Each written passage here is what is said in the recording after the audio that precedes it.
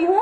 और साथ ही साथ यह वह बंगाल की पवित्र धरा है जिसने स्वामी विवेकानंद जी, बंकिम चंद्र चट्टोपाध्याय, सुभाष चंद्र बोस जी, रविंद्रनाथ टैगोर जी, खुदीराम बोस जी, श्यामा प्रसाद मुखर्जी जी तथा डॉक्टर साहब की यह वह शिक्षा की स्थली भी है जहां पर अनुशीलन समिति में कार्य करते हुए भी उन्होंने राष्ट्रवादी विचारों का निरंतर उन्हें पल्लवित और पोषित करते रहा। ऐसी इस पश्चिम बंगाल की धरा को मैं पुनः प्रणाम करती हूँ। और साथ ही साथ आज के इस आंदोलन में मंच पर विराजमान हमारे अखिल भारतीय विद्यार्थी परिषद के राष्ट्रीय संगठन मंत्री माननीय श्री आशीष चौहान जी, राष्ट्रीय सह संगठन मंत्री श्री श्रीनिवास जी भाई साहब, इस क्षेत्र के क्षेत्रीय संगठन मंत्री गोविंद जी, हमारे राष्ट्रीय मंत्री विनीता इंदवार जी, सप्तर्षि सरकार जी, सुरंजन सरकार जी, इस प्रदेश के प्रदेश मंत्री, और साथ ही साथ आज की इस रैली में, आज की इस जनसभा में उपस्थित हुए आप सभी कार्यकर्ताओं को मैं प्रणाम करती हूँ, सभी कार्यकर्ताओं को नमस्कार करती हूँ। और जो ममता बनर्जी को मैं कह देना चाहती हूँ कि ममता दीदी, आप जो बड़ा दम्भ भरा करती थी कि ये पूरा का पूरा बंगाल आपके इशारों पर चल रहा है, तो आज हजारों की संख्या में धूप में कलकत्ता की सड़कों पर खड़ा हुआ ये छात्र समुदाय आपको बता रहा है कि ये बंगाल आपसे नहीं हमसे चलेगा, ये बंगाल आपके तानाशाही रवैये से नहीं बल्कि छात्र समुदायों की मर्जी से चलेगा। आज ये बताने के लिए यहाँ पर छात्र समुदाय एकत्रित हुआ है। और आजकल टीएमसी के लोग कहा करते हैं कि बंगाल की बेटी यानी कि ममता बनर्जी जी बंगाल की बेटी है, तो मैं उन टीएमसी के लोगों से कहना चाहती हूँ कि ममता बनर्जी, यदि आप बंगाल की बेटी हैं, तो क्या 2012 में पार्क स्ट्रीट में जिस महिला का बलात्कार किया गया था, क्या वो बंगाल की बेटी नहीं थी? या 2013 में कामदुनी में एक कॉलेज में जिस छात्रा के साथ बलात्कार हुआ, वो बंगाल की बेटी नहीं थी? या फिर 2014 में वीरभूमि के मोहम्मद बाजार में जिस जनजातीय बच्ची का बलात्कार किया गया, क्या वो बंगाल की लड़की नहीं थी? 2015 में जिसके काकद्वीप में जिस माध्यमिक छात्रा के साथ बलात्कार हुआ, क्या वो बंगाल की लड़की नहीं थी? या 2015 में ही राना घाट में जिस 72 साल की महिला के साथ, एक बुजुर्ग महिला के साथ बलात्कार हुआ, क्या वो बंगाल की महिला नहीं थी? या 2015 में जयनगर में मनीषा कोयलन के साथ के ऊपर जो एसिड अटैक हुआ, क्या वो बंगाल की महिला नहीं थी? क्या वो बंगाल की लड़की नहीं थी? या 2016 में हावड़ा के उदय नारायणपुर में जिस 14 साल की बच्ची के साथ बलात्कार हुआ, क्या वो बंगाल की लड़की नहीं थी? ममता बनर्जी, आपको जवाब देना पड़ेगा। जिस प्रकार से आज एनसीआरबी के डाटा में लगातार महिलाओं के खिलाफ हो रहा है उत्पीड़न में, महिलाओं के विरुद्ध हो रहा है अत्याचार में बंगाल का नाम बढ़ रहा है, वहां देख करके सिर अपना शर्म से नीचे झुक जाता है और मन ये सोचने पर मजबूर हो जाता है कि जिस क्रांतिकारियों की इस बंगाल की धरा ने स्वतंत्रता के आंदोलन का नेतृत्व किया था, जिस बंगाल की धरा ने क्रांतिकारी लोगों को जन्म दिया, आज वही बंगाल की धरा ऐसे क्राइम का नेतृत्व करने के लिए पूरे देश भर में जानी जा रही है, या सोच करके बार बार सिर शर्म से नीचे हो जाता है। आज एनसीआरबी के डाटा के अनुसार एसिड अटैक में एनसीआरबी के डाटा के अनुसार पश्चिम बंगाल लीड कर रहा है। मुझे शर्म आ रही है ये बात कहते हुए। महिलाओं के खिलाफ उत्पीड़न में आज बंगाल लीड कर रहा है, मुझे शर्म आ रही है ये कहते हुए। एनसीआरबी के डाटा के अनुसार ही 2018 की रिपोर्ट कहती है कि बंगाल में सबसे अधिक राजनीतिक हत्याएं की गई थी।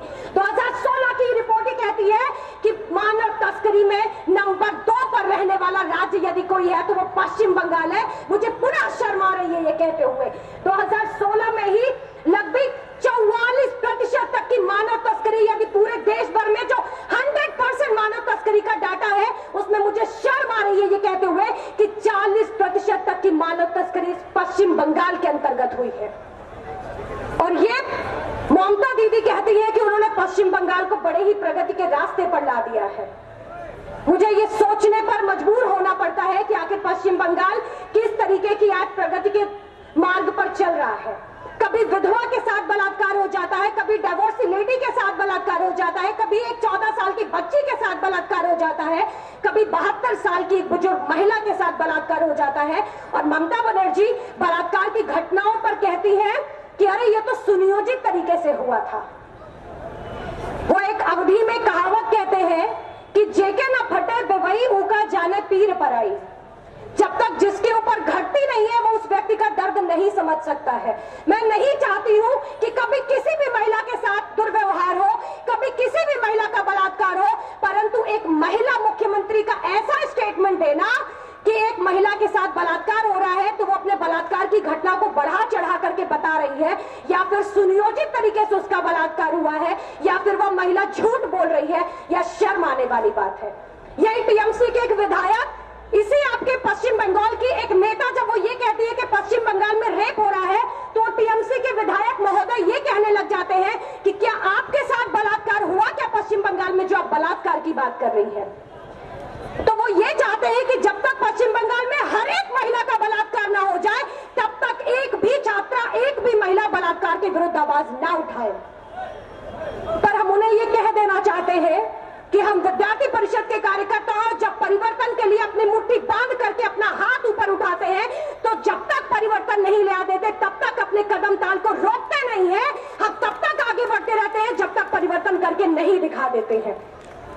और यही हमने मिशन साहसी के माध्यम से भी करके दिखाया, जब हमने 12 लाख से भी ज्यादा की संख्या की छात्राओं को पूरे देश भर में सेल्फ डिफेंस की ट्रेनिंग दी थी। और आज यदि हम रोजगार की बात करें तो किस प्रकार से आज हम देखें कि पश्चिम बंगाल में 8 लाख से भी अधिक लोग बेरोजगारी भत्ता के लिए अप्लाई करते हैं, और यहाँ बेरोजगारी भत्ता मिलता कितने लोगों को है? सिर्फ 1 लाख लोगों को। बेरोजगारी भत्ता का फॉर्म भरने वाले, उसके लिए अप्लाई करने वाले लोगों की संख्या में दिन प्रतिदिन हो रही वृद्धि को देख करके लगता है कि आज बेरोजगारी की तरफ बंगाल किस तरीके से बढ़ रहा है। यही आपके यहाँ हुगली के किनारे स्थित एक जूट की मिल को बंद कर दिया जाता है, जहां पर 20,000 से भी ज्यादा लोग काम कर रहे हैं। जिस जूट की मिल के माध्यम से 20,000 से भी ज्यादा लोगों की आजीविका चलती है, उसको बंद कर दिया जाता है। और यह सोचने की बात है कि जब पश्चिम बंगाल में वो जूट की मिल बंद कर दी जाती है, तो आज वो जूट की मिल बांग्लादेश में जाकर के खुली हुई है। तो पश्चिम बंगाल में जूट की मिल को बंद करने और बांग्लादेश में जूट की मिल को खोलने के, इन दोनों के बीच के संबंध को ये ममता बनर्जी ही बता सकती है कि आखिर इन दोनों के बीच में क्या संबंध है। आज शिक्षा के मामले में यदि बात करूं तो शिक्षा के मामले में एक भी यूनिवर्सिटी इस वेस्ट बंगाल की सरकार के माध्यम से नहीं खोली गई है। सिलेबस के माध्यम से, सिलेबस के अंतर्गत स्वतंत्रता सेनानी खुदीराम बोस को आतंकवादी कह दिया जाता है। राम रोमिंग शब्द से आया है, इस तरीके की व्याख्याएं भी पश्चिम बंगाल के सिलेबस के अंदर पढ़ाई जाती है। 5 सालों से इस वेस्ट बंगाल के अंदर छात्र संघ के चुनाव बंद कर दिए गए हैं, और क्यों बंद किए गए हैं इसका कारण भी हम सभी समझ सकते हैं। आधे से अधिक कॉलेजों में आज छात्राओं के लिए सैनिटरी पैड की वेंडिंग मशीन नहीं है, छात्राओं के लिए किसी प्रकार की सुविधा नहीं है, एक भी नई प्रकार की फेलोशिप और स्कॉलरशिप नहीं शुरू की गई है, और ये बात करते हैं कि ये छात्र हितों के लिए काम करने वाले पार्टी है।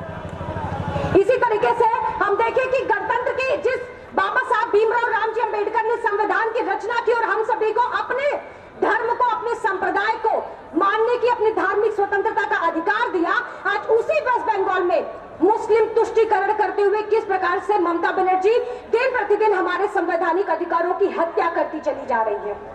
जब हम गणतंत्र की, अपने अधिकारों की बात करते हैं, गणतंत्र के बारे में बात करते हैं, तो किस प्रकार से जादवपुर यूनिवर्सिटी के एक प्रोफेसर जो कि ममता बनर्जी का एक कार्टून बना देते हैं, तो उस जादवपुर यूनिवर्सिटी के उस प्रोफेसर के खिलाफ केस दर्ज कर दिया जाता है और वहां पर अभिव्यक्ति की आजादी का गला घोट दिया जाता है। ऐसे ही एक बांग्लादेश का, यहाँ का, वेस्ट बंगाल का एक आम नागरिक जो कि टीएमसी के खिलाफ एक स्टेटमेंट फेसबुक पर लिखता है, तो वो स्टेटमेंट लिखने के कारण उस व्यक्ति के ऊपर केस दर्ज कर दिया जाता है, उसको जेल में डाल दिया जाता है। और इस प्रकार से लगातार वेस्ट बंगाल में गणतंत्र की हत्या कर दी जा रही है। और लगातार हम किस प्रकार से देखें तो एक घटना ही बस आपसे कहना चाहती हूं कि आपके वेस्ट बंगाल में एक ऐसा गांव जहां पर 300 परिवार हिंदू के थे और 25 परिवार, मात्र 25 परिवार मुस्लिम परिवार थे।